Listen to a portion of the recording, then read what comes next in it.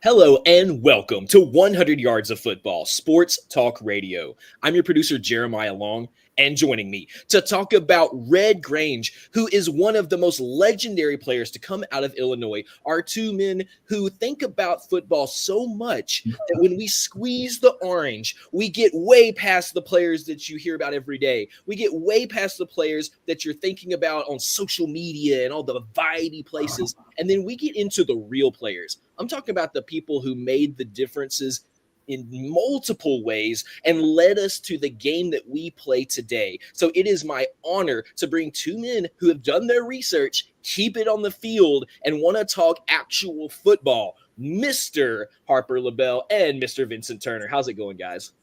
Hey, how you doing this morning, Jeremiah? I'm doing excellent. I am ready for this next level. Everything that's been going on in college football has been so exciting this year, coming towards the playoffs for the first time ever. And so that full circle moment we're about to provide is something I've been really excited about for this particular show. So, yeah, I'm excited to hear you and Harper take it away. All right, Mr. Harper. Well, appreciate that. And today you'll notice that I'm wearing a T-shirt. I normally wear one with a collar, a polo, but today we are going to honor Harold Edward Red Grange, who went to the University of Illinois. So I'm going to wear my Fighting Illini shirt today, Vincent. I'm excited that we get to talk about a guy that really was a difference maker. We're going to call him a pioneer in terms of college football and his meaning for it. And here, 100 years later, after he played in his junior year, in the beginning of the stadium that they honored in Memorial Stadium in Champaign, Illinois, Red Grange was certainly a difference maker. So I'm looking forward to talking about him. Vincent, give me a quick thought about why you picked Red Grange and why we should talk about him today. We got so many great football players that's played this great game, and then we got the college football playoffs and so much hoopla was going on in college football right now. The reason I chose Mr. Grange is this. He's the guy that really, I think, saved college football and put college football on the map. Him and Newt Rockne. Back in the 20s, it was all about American baseball. And then college football just took up a storm, and this young man down there in Champaign, Illinois, about an hour and a half away from the windy city of Chicago, Illinois, he set the tone. And if you want to talk about college football history, you need to include Mr. Grange, 100%. Yeah, completely agree. He's a guy, he was born on June 13th, 1903 in Forksville, Pennsylvania. And I couldn't tell you anything about Forksville, Pennsylvania, probably a small little town, but they ended up moving to Wheaton, Illinois, the Grange family. Red lost his mom when he was about 5 years old. And his dad ended up working initially in a logging camp, but became commissioner of chief of police in Wheaton while he was growing up. But if you don't mind, I'm going to tell you a real quick story. Mm-hmm. Before she died, I got to visit with my grandmother, and she was going through dementia in a pretty amazing way that she couldn't remember anything. And so my mother says to me one day, you need to go see your grandmother. So I did. I didn't find her anything. You go see her. Okay, I will, Mom. And when I get there, my grandmother wasn't doing real well, and there was a home in Los Angeles that had been turned kind of into a hospice. It had 4 bedrooms, and one of them was for her. The 3 others were for other folks that were getting older. So long story short, I asked her when I first visited, hey, Granny, how are you? What's going on? How was lunch? Hey, by the way, when were you born? And she says, oh, why would you want to know that? And I go, well, you've lied about your age so much that nobody knows when you were born. And she wouldn't tell me. And I thought about it for a second. She went on and she talked about something else. And then I asked her again. I go, hey, old lady, you didn't tell me when you were born. When were you born? And she says, oh, who wants to know? And I said, well, my buddies and I, we want to throw you a surprise birthday party. She avoided it again and again. 4 times I asked her in the span of about 15 or 20 minutes, and she avoided it every time. And then out of nowhere, if you've ever seen the movie Awakenings, it was kind of like that. She said, I was born on December 5th, 1899 in Claremont, Iowa. And she told me all kinds of stories. It was amazing how her brain had refunctioned itself, and she was able to tell me all kinds of stuff. And while she's doing this, I'm thinking about the 1899, you were born before the Wright brothers flew. You were born and probably had to learn Morse code because messages were sent across the country. You were born when the Pony Express still existed, and the trains that would take everything from one end of the country to the other. We have changed so much as a society in the last 125 years. But Red Grange grew up in a time in 1924, 100 years ago, is when he was frolicking around on a college football field. And back then, the rules were a lot different, but the amount of people that went was an amazing number when you compare it. Vincent has just told you, baseball was America's game back then. I understand. But you had 40, 50, 85,000 people that would go to college games and watch their favorite team play. They would gather from all over the state. It was really a big event, maybe even bigger than what it is now because of television and because of the internet. There are different ways for you to see it. You get a lot more people watching, but those that went in person, that was an amazing event. And if you see any pictures from back in those days, people wore their dress nines. The men always wore a nice hat. The women were dressed up nicely. Men would wear suits. They'd have a tie on, much different than it is today. They wouldn't be at a game wearing a t-shirt like what I'm doing right now. But anyways, Red Grange grew up in an era where things were completely different than what they are now. He was nicknamed the Wheaton Iceman. He got that nickname because he would deliver ice up and down the stairs to people in the local community, these big giant chops of ice that you had these tongs that would let you put it on your shoulder. You'd go up 1, 2, 4 flights of stairs to deliver ice to people because they didn't have air conditioners. You want to talk about the greatest invention known to man, whether it be the wheel or fire or ice or anything, air conditioning would certainly be one of them, and being able to put heat. But he attributed his strength, his balance, his core strength back in the day. Red Grange was an amazing athlete. In high school, he earned 16 varsity letters: football, baseball, basketball, track, in the 4 years that he was there. So let's just say this. He was never not on a varsity team, and his numbers were outstanding. As a junior in football, he scored 36 touchdowns for Wheaton High School, and they had an undefeated season, 36 touchdowns. He averaged over 160 yards a game back in an era where the game was completely different. They lost one game as a senior. They lost to Scott High School, which was in Toledo, Ohio. Now, he went to school in Illinois, but they would cross state lines a little bit like what they do nowadays. It's a little bit different because there's a lot more high schools than there were back then. But Vincent, he got knocked out for 2 days. He was hit in the game. They lost the game. The high school team did. And he was unconscious and in a hospital. When he woke back up a couple of days later, his speech was slurred. It took him a little while to get his bearings back together, if you know what I mean. But an era where if you look at the picture in the middle of the screen right now, you'll see that they wore leather helmets back in those days. Safety and the concern for that was completely different than the way that it is right now. Vincent, what am I missing? When you look at Red Grange, the one thing that really came to my study of him is that a person said he was an athlete and his body was like Jack Dempsey, Babe Ruth. And the speed that he had in his body was like that big horse who was winning the Kentucky Derby, the Triple Crown, when a man o' war. And they said he was a gentleman that was all in that one body, all those great athletes. But what I really admire about him, when you look at college football, and we get excited when we see very explosive players that go 70 yards, that go 80 yards, that go 90 yards. And Mr. Grange back in 1924, he was what I would have called the speed demon at another level.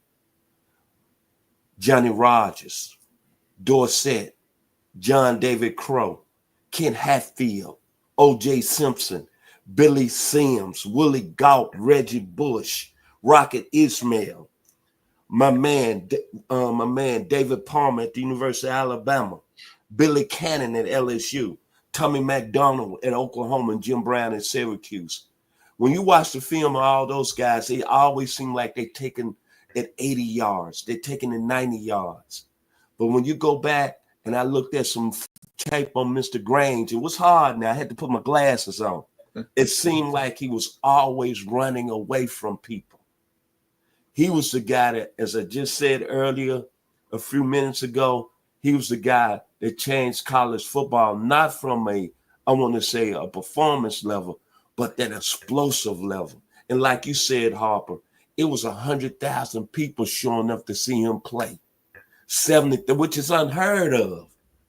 And like you said, they came dressed, but they came dressed to see that young man there. And to me, when you want to mention college football on any level, and you talk about all the great Heisman Trophy winners, his name needs to be brought up first. And they didn't even have the Heisman Trophy back then. The Heisman Trophy didn't come into existence till 1935. Back to you, Harper. Yeah, it's interesting. You mentioned a lot of things there. Let me go over one real quick. The speed that you mentioned was really important. He was a high jumper in high school when he was on the track team, but he ran the 100 and the 200. He ran, some people say that he ran within a quarter of a second of the Olympic time, which was recorded then. He ran a 9.8 100-yard dash. So an amazing athlete when you think about it. He did the 4 sports. He was an amateur boxer. He was strong. He was fast. He was muscular. He had stuff that back then, and there was no weight training like what they had now. He didn't have to go down to the track and do fast twitch muscle fiber exercises. This is just a full-grown man amongst boys at that time. It was during his high school that he got the nickname the Iceman, or the Wheaton Iceman. He made $37.50 a week. Now, I'm not sure exactly if it was a 5 or a 6 day week, but he was making between $5 and $7 a day. Toting ice up and down for people. It was his job. But scholarships even were a lot different. You had to make money. You got room and board, but books and tuition and some other things, they weren't always paid for the same way that they are. But he ends up enrolling at the University of Illinois. And if you'll remember, back in those days, college freshmen did not play. You only had 3 years. So he gets there in 1922. And in 1923, 24, and 25 is when he can play collegiately. And what amazing numbers he had. But for part of what you had to do, you had to earn some money. And he didn't have any. So Red took a job at a clothing store that was near the campus. I'm going to look the name up, Joseph something. Do you remember Joseph Kuhn, Kuhn, and company? He was a floor model. And it was there that he started thinking about, well, maybe I can make some money doing this. And some people, after his college career really started taking off, said, you should be an actor. You might be able to make some money. But he had an amazing career. And there were a lot of different things that he did at the University of Illinois that had never been done before. If you don't mind me saying so, let me take you back in the Wayback Machine. A few years ago, I read an article on Wisconsin. It was an alumni magazine, obviously for the folks that were there in Madison, and a friend of mine gave it to me. In about 1915, Wisconsin had a really good football player who kicked a field goal that was over 60 yards. The game was different back then. And while I'm reading this article, they were saying that field position had a lot more strategy than it does today. Mm-hmm. Teams would kick on first down. If they were inside their 20-yard line, they'd kick. And then if you didn't like your field position, if you get the ball back, you would kick it back to your opponent. And there was a rule that took place back in those days that after a team scored, you had the option of either receiving the ball or you could kick it back to them. Well, why would you do that? We don't know anything about that. Again, the strategy and field position. They just scored on me, but I want to pin the ball within the 10 or 20-yard line, and then they're going to kick, and you might get it back with better field position. So completely different game. Vincent, am I missing anything? No, sir. You're talking about the greatness, the one that set the tone. Maybe the greatest college football player ever. That's another show for discussion, though. Yeah, the rules, though, were changing. And at that time, the rule was really simple. You receive the opening kickoff, and you could, if you wanted to, you could kick it back to your opponent, and that was a part of the game. Well, they play against Michigan. Illinois does. And a part that I'm really unclear, Illinois was undefeated in 1923. And they play Michigan, who was also a national champion in 23. So I think they had different areas and teams that, if they were successful, how they measured that. But in 24, things happened that were completely different. Here's the way it happened. Opening kickoff against Michigan in their brand new stadium. They had an inauguration at the stadium to honor any of the students that were lost in World War I. And it was during that game against Michigan that Illinois wins the coin flip. They get the ball, and Red Grange has a 95-yard kickoff return.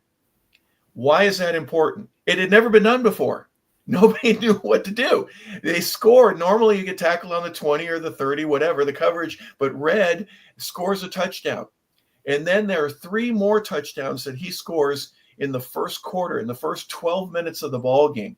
He has a touchdown, the 95-yarder, but he also had runs of 67, 56, and 40 other yards. He has 3 touchdowns just running basic offense, a 4th that he has with the kickoff return. And the game, the first quarter isn't even over. But the coach, Bob Zupke, ends up pulling him out of the game for a series. And the rules back then said you couldn't go back in the game until the second half. So he had all 4 of those touchdowns in the first quarter, but he couldn't go back in. When he goes back in the ball game in the third quarter, he has another touchdown and then 2 interceptions in the ball game. So 5 touchdowns. They end up winning 38-0. And a very, very good Michigan team is humbled badly by Red Grange and the University of Illinois. And I'm going to read something to you. Grantland Rice was the name of one of the reporters, and he writes this: a streak of fire, a breath of flame, eluding all who reach and clutch.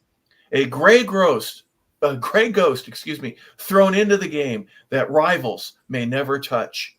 A rubber-bounding, blasting soul whose destination is the goal, Red Grange of Illinois. They wrote a poem about him. He played so well in that game. Vincent, I'm telling you right now, I don't know if anybody's going to write any poetry about anything that I did in college football, but I'm going to tell you right now, Red Grange set the pace for greatness. And like I said earlier, he was a real pioneer in doing things that had never been done before. There's one point there that you bring up that our audience need to hear today. We watch college football and we get excited. You was in college watching Jim McMahon throw touchdowns. When I was at the University of Arkansas, I saw Gary Anderson, Eric Dickerson, Craig James. At 7 years old, seeing O.J. Simpson break out that 64-yard run against UCLA, Tony Dorsett, his Heisman Trophy year, Earl Campbell at Texas, and all of them had all those explosive plays, even Reggie Bush when he was at USC in 2005. But I'm going to look in the camera to our audience there, 100 yards of football. Just like this gentleman just said. He scored 4 touchdowns in 12 minutes. That's greatness. None of those other players that I just named ever scored 4 touchdowns in the first 12 minutes of a game. Then during that time after World War I, we don't even talk about Red Grange. We need to really understand how much this man has been important to college football and how he set the tone. No player ever in college football history has scored 4 touchdowns in 12 minutes. Back to you, Harper. Yeah, amazing player. And, when you stop to think about that, how good he was, at least in that one game, but he had amazing stats all throughout his time in Illinois. But the thing about it for me that was really encapsulating is the fact that even around that campus and in the Big Ten Conference and in the realm of college football, the way that it was back in those days, it was a completely different game. And he had done something that nobody else had even considered doing in a game. Maybe in practice you take one back because some folks are, taking it easy, but absolutely amazing. And like wildfire, news was traveling differently back in those days. The paper, the radio, that's how people learned about stuff, not on the internet and not through your phone. And I'm not disparaging anybody, but it was completely. And so the rumors, and did you hear what he did? Did you hear what this guy? Did you hear about Red Grange? So he was a topic of conversation. And in 1925, in the season, there's a guy named C.C. Pyle, and he was kind of a agent, if you will. He talks to Red Grange and says, hey kid, how would you like to make $100,000? How would you like to make $1 million? And he decided to kind of represent him. Even though he was playing collegiately, he started considering the way that you can make money in the entertainment field of football in a way that had never been done before through professional football. Now, at the same time that people are watching on campus at 70, 85,000, maybe 100,000 people going to see the Harvard and Yale game, the pro football game was completely different. After his 1925 season, where Red had some great games in that season as well, he ends up signing with the Chicago Bears and immediately goes into the NFL and plays the following week. In the last game of the 1925 season, there were roughly 1,000 people that attended a Bears game. So the college game was massive. Baseball was the sport in the country, but pro football was still in its infancy. And that's one of the comparisons that I thought, Vincent, that made a huge difference from a business perspective. They were going to try to grow it to make it like the college game.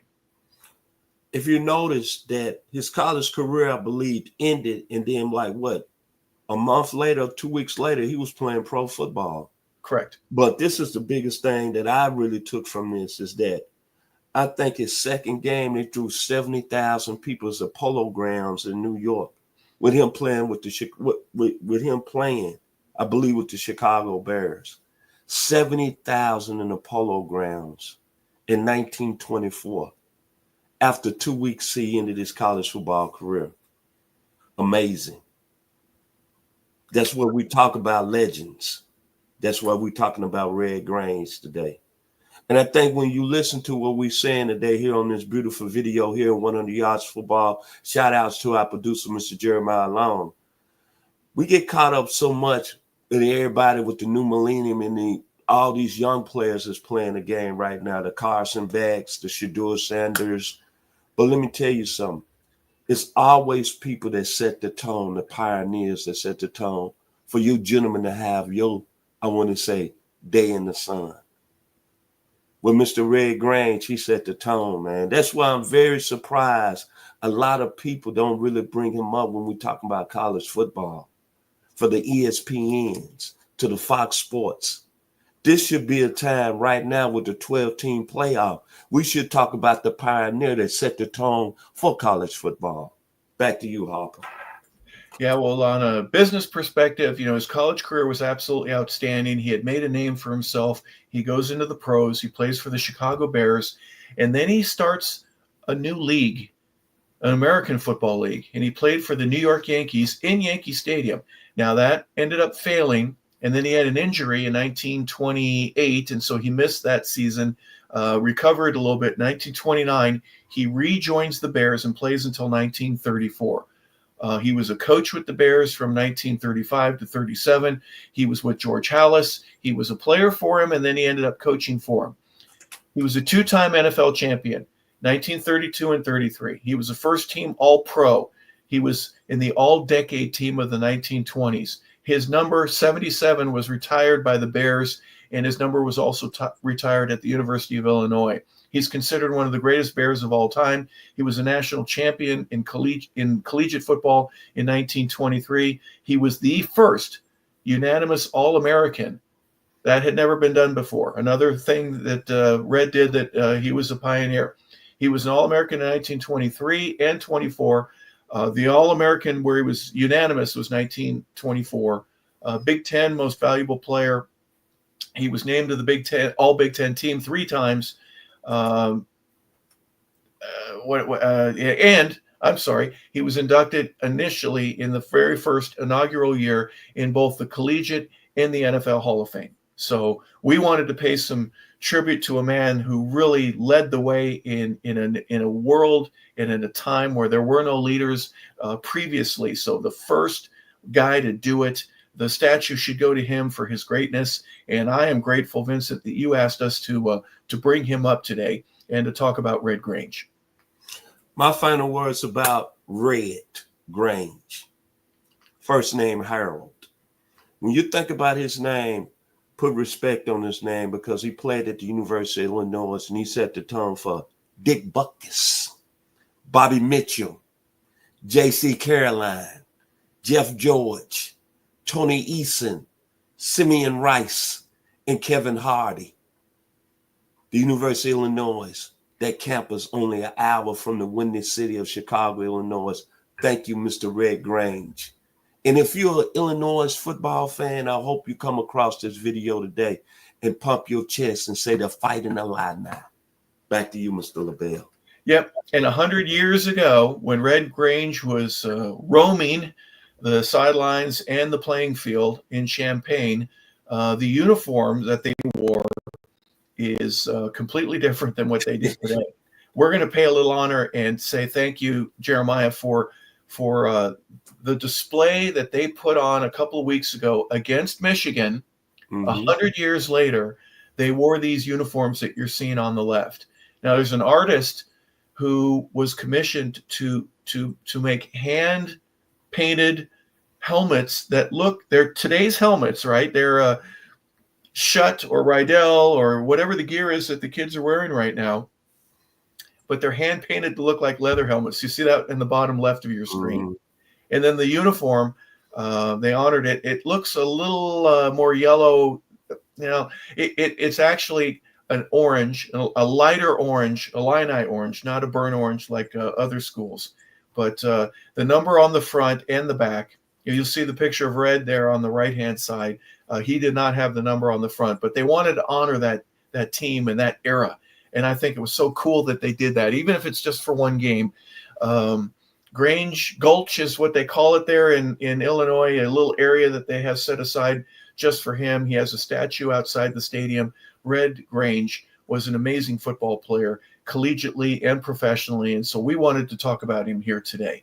So thank you for paying attention. Thank you for allowing us to enjoy a few minutes to reflect and go back to the Roaring 20s and a different life in America back then. So for Vincent Turner and for our producer, Jeremiah Long, I'm Harper LaBelle. We want to say thank you for tuning in to another episode of 100 Yards of Football, where we get to honor some of the collegiate and professional greats.